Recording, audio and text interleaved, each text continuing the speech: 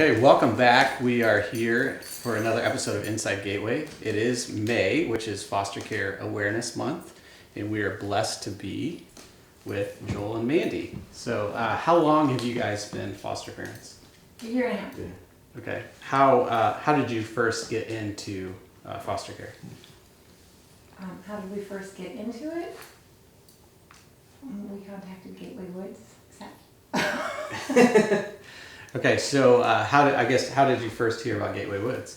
A friend of mine was thinking about adopting, and she had done some research through some different agencies, and she said Gateway Woods was a good place to go.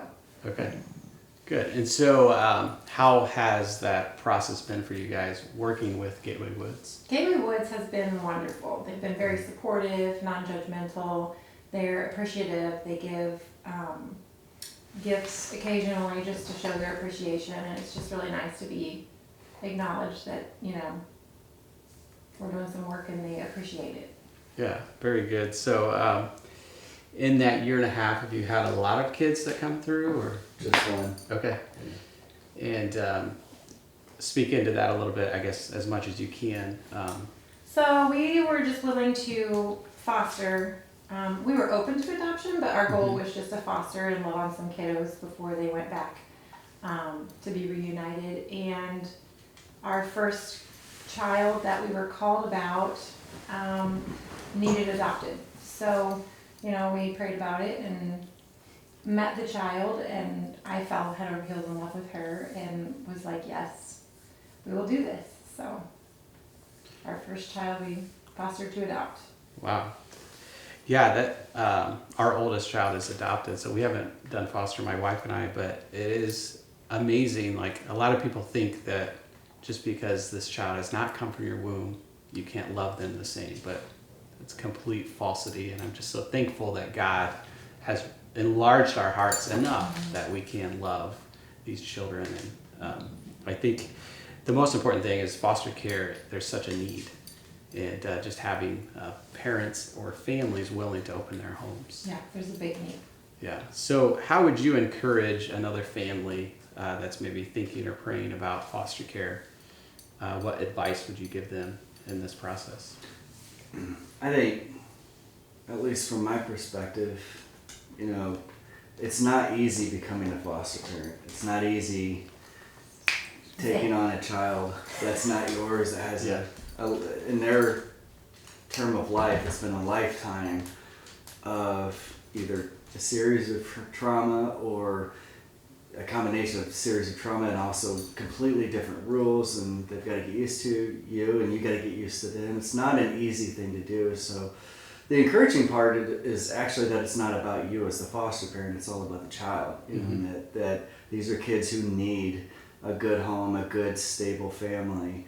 And a prime example would be that our child that we took, it's not been an easy process all the time. It's gotten better, in the last several months it's gotten better as she understands this is, in our case, her forever home. Sure.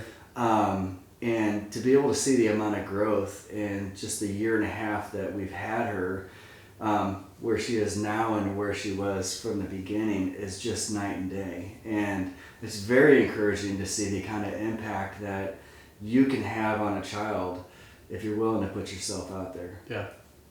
I would say also it's not for everyone. It requires an insane amount of patience. But I say if you have that patience, if you have a good support system, it's absolutely necessary. And you might not even feel equipped or feel like, oh gosh, maybe I don't have enough patience. I'm not always the most patient guy in the world. Yeah. But if you're willing to be stretched, God will supply you with what you need. And he will put us in positions where we can't do it on our own, but with God, you can make it. He will give you more than you can handle at times, but he will come through. Yeah. And so if you're prepared to be moved by God, it's an amazing experience. Yeah. No, that's great. Thanks for sharing. I was just talking to somebody the other day, and it's like, if we want to be stretched, we have to get out of our comfort zone. If we truly want to grow, we can't be in a comfortable spot. And I think as Americans, or at least for me, as an American Christian, I want to be comfortable, I want to be safe, and I want my family to not have to struggle. But am I really growing in that time? So We were just talking about that yesterday. Yeah. How God doesn't call us to comfort yeah, at all. And I want to even say, if you're a Christian, you're not going to be comfortable. God is going to call you out of that comfort zone. But he's also going to equip you with what you need. yeah, very good. So speaking a little bit to your family, like, do you have other biological children? Yeah, we have 3. We Okay. have 2 older boys that are teenagers, so that's fun. And we have a girl that is very close to becoming a teenager, so that's also fun. Yeah, It is fun. He's not being sarcastic. Yeah, no, it is a lot of fun. yeah. I have 4 boys, and they're A 7, little sarcasm. 7 and under. So I'm not quite to the preteen or teens, but we were house parents at Gateway, so I know how it is to have a house full of teenagers, at least to a certain degree. Yeah. So how have they responded in this whole process of foster care? All differently. Our daughter was the only girl and the baby of the family, and now she's neither. Yeah, So that was an adjustment from day one of meeting our soon-to-be adopted daughter. She broke down crying that night, realizing she's gonna have to share her daddy, 'cause she's a daddy's girl, in her bedroom, and all sorts of things. It wasn't, as exciting as she thought it was going to be, having a sister. And then our middle boy, he's like, I'm just another middle child still, and yeah, he's been least affected by it. And then our oldest child, he's had to sacrifice a lot. He's a sensory avoider, Mhm. and our adoptive daughter is a sensory seeker, and it's been kind of hard to balance that. But we've made some modifications for him, and we've been working with her, and it's working. That's good. It's just required adjustment on everybody's part. Yeah, oh, very good. So speaking a little more at Gateway, like, what are some of the tools or resources they've given you to kind of make, not that your job's easier, but to help you kind of be foster parents to the best that you can? We've had a case manager coming in every week, so she's always there to talk us through some things, give us some counsel. They've also done training for us. I would say the biggest time they were there for me was, it was a day where I was putting out fires. My foster child was grieving, and it was showing out in her behavior, and it was all day long. And after a few hours of it, I was at my wit's end, and I didn't know what to do. Joel wasn't home, but I called the on-call case manager. It was on a Saturday, so it's nice that there's people there at any time. Mm-hmm. And I called her, and she talked me through it. She gave me a breath of fresh air, a new perspective, exactly what I needed to be able to keep going. She even offered to come and get our daughter and take her out just so I could have a little break. Sure. But I thought that would be detrimental for the case that we were in at the point. I didn't want her taken away from me during that time. Yeah. Thinking, great, I'm going to another house again, so, but it's just nice to have that support. Yeah, very good. So what has God taught you, or just maybe one thing that God's taught you through this process? I would say perseverance, and that when I'm at the end of myself, that's when he shows up and he completes what I'm able to do.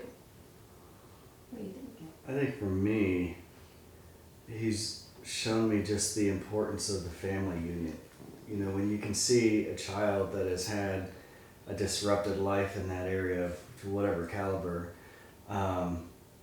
and then you can compare that to a child that's had a stable family from birth till now. There's just night and day difference in the amount of issues that come along with that you have to kind of unpack and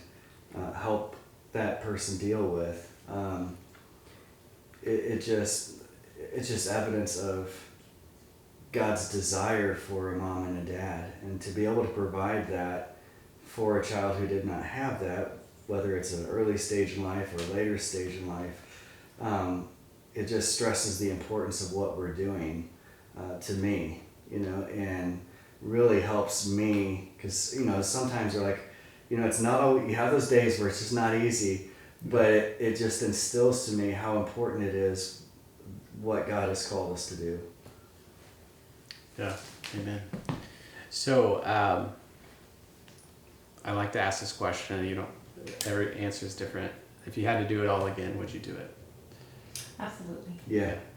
That's good. I think if you can answer that question with full confidence, you're where God wants you to be, and that's always an assurance for me. And we've had the discussion with the R word, regret. Do you regret?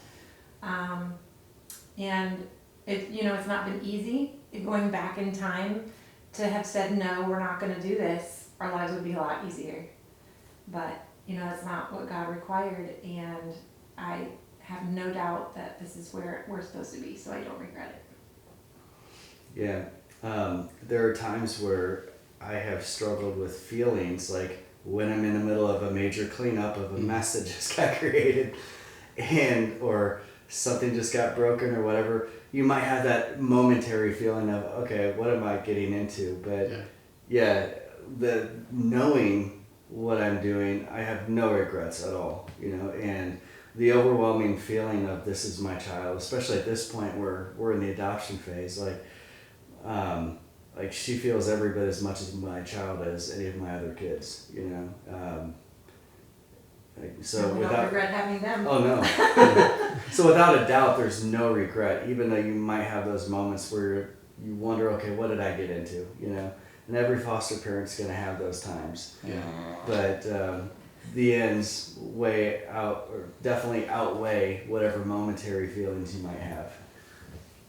Yeah, I'm just thankful that God puts certain things on a leash for us, because if we had all the answers in our life, or if we could see our life 10 years in advance, I think we would die of a panic attack. Yeah. Right. I mean, I'm so thankful that he only gives us what we can handle. Yeah. And with that, he gives us his grace, which is surpassing all things. And so, yeah, I can imagine that you feel his presence and his grace a lot, just parenting in general, but regardless of foster parenting and the adoption process. So, is there anything else that you guys would like to share or kind of speak into? Maybe some rewarding moments. We've talked about some challenges that we've had, but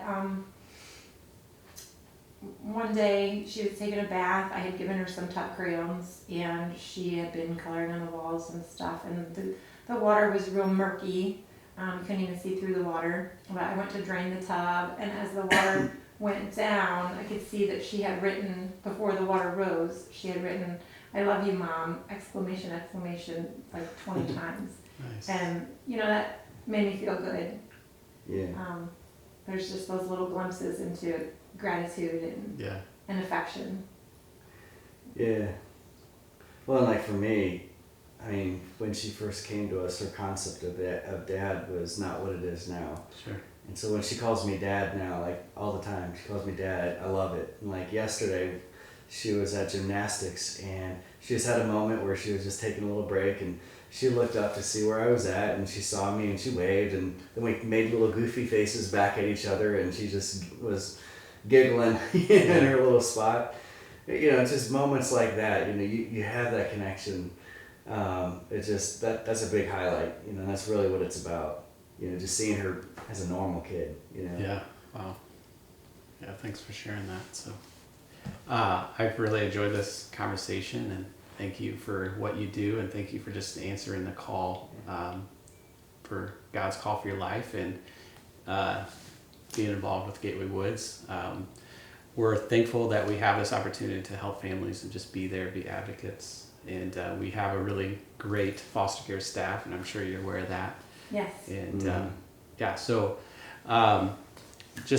all month here in May, it's Foster Care Awareness Month, but that doesn't mean that obviously foster care isn't important the rest of the year. So we appreciate your prayers. And if you would like to foster foster or open your home to that, you can contact us today. And thank you again. And we'll see you next week.